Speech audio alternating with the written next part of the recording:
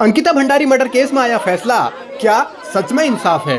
क्या अंकिता के परिजन इससे संतुष्ट हैं? क्या तीनों दोषियों को उम्र कैद दिया जाना काफ़ी है या फिर अंकिता के साथ जो बर्बरता हुई उसके लिए ये सज़ा नाकाफ़ी है? ऐसे कई सवाल हैं जिनका जवाब अभी भी तलाशा जा रहा है। ऐसे कई पहलू हैं जिनको अभी भी टटोला जा रहा है। ऐसी कई चीज़ें हैं जिनको खोजने की कोशिश हो रही है। अंकिता भंडारी हत्याकांड में दोषियों के खिलाफ जो सजा का प्रावधान है उसमें उन्हें उम्र कैद की सजा मिली है।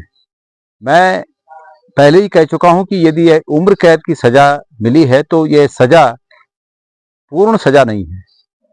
इसमें सख्त से सख्त सजा होनी चाहिए और सख्त से सख्त सजा यह है कि दोषियों को फांसी की सजा होनी चाहिए। इसके साथ साथ ये पूरा न्याय तब तक, ये पूरा प्रकरण तब तक, इस प्रकरण में न्याय नहीं माना जाएगा जब तक कि जो तथाकथित वीआईपी है उस तथाकथित वीआईपी का नाम उजागर होकर उसको भी सजा न मिले, तब तक ये अपूर्ण है। इसलिए यदि अंकिता भंडारी के माता पिता चाहें तो इस प्रकरण में कानूनी सहायता के लिए मैंने पहले भी कहा है कि हम पूरी तरह तैयार हैं और इस फैसले को कोर्ट में इस रूप में चुनौती देनी चाहिए कि अपराधियों को फांसी की सजा हो और वीआईपी का नाम उजागर होकर वीआईपी को भी सजा मिले।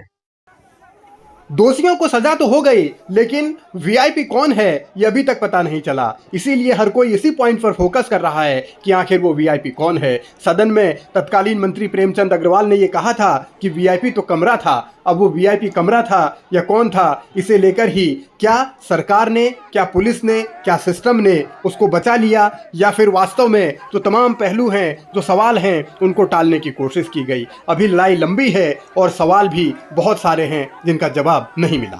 वो पुलिस के अधिकारी जिसने कमरे को वीआईपी बताया, उसके खिलाफ जब तक कार्रवाई नहीं होती, उस विधायक और उस बड़े नेता के खिलाफ जब तक कार्रवाई नहीं होती, जिसने पूरे सबूत मिटाने का काम किया, डोजर चलवाया, आग लगवाई, और आग एक बार नहीं 17 दिन के बाद दोबारा आग लगी है, तो हम अंकिता के न्याय को आज अधूरा न्याय मानते हैं। प्रकृति को अपना न्याय करना होगा। वो वीआईपी जिसके लिए अंकिता की ये दशा की गई, उसका नाम सबके सामने आना बहुत आवश्यक है। केवल उत्तराखंड नहीं, आज पूरा देश ये जानना चाहता है कि अंकिता को की जो हत्या हुई है उसका जो मुख्य कारण जो वीआईपी था उसका नाम सार्वजनिक होना चाहिए।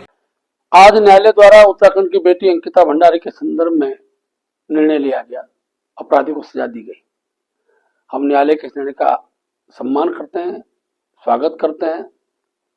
सरकार द्वारा जो भी जांच एजेंसियां थी उनके द्वारा जो भी तथ्य थे जो न्यायालय द्वारा मांगे गए, समय पर उनको प्रस्तुत किया गया। हम शुरू से कह रहे थे कि सरकार पीड़ित परिवार के साथ खड़ी है और हम सदैव खड़े रहे। हमारी अपेक्षा है के मुताबिक यह फैसला आया है और मैं कह सकता हूं कि अपराध उत्तराखंड में किसी भी रूप में बर्दाश्त नहीं किया जा सकता।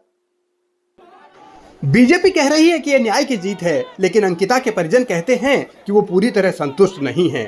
सवाल भी बहुत हैं और उनको उम्मीद यही थी कि फांसी की सज़ा होगी, लेकिन निचली अदालत से ऐसा नहीं हुआ। अब उम्मीद आगे की अदालतों पर है, क्योंकि आगे भी केस ज़रूर जाएगा। भारत का न्याय का सिस्टम ऐसा है जिसमें कई बरस लग जाते हैं। तो अब देखना होगा कि इस आक्रोश में जो लोग अभी भी दिख रहे हैं वो आगे की लड़ाई जब चलती है तो कितनी लंबी चलती है और फिर क्या फैसला आगे से होता है।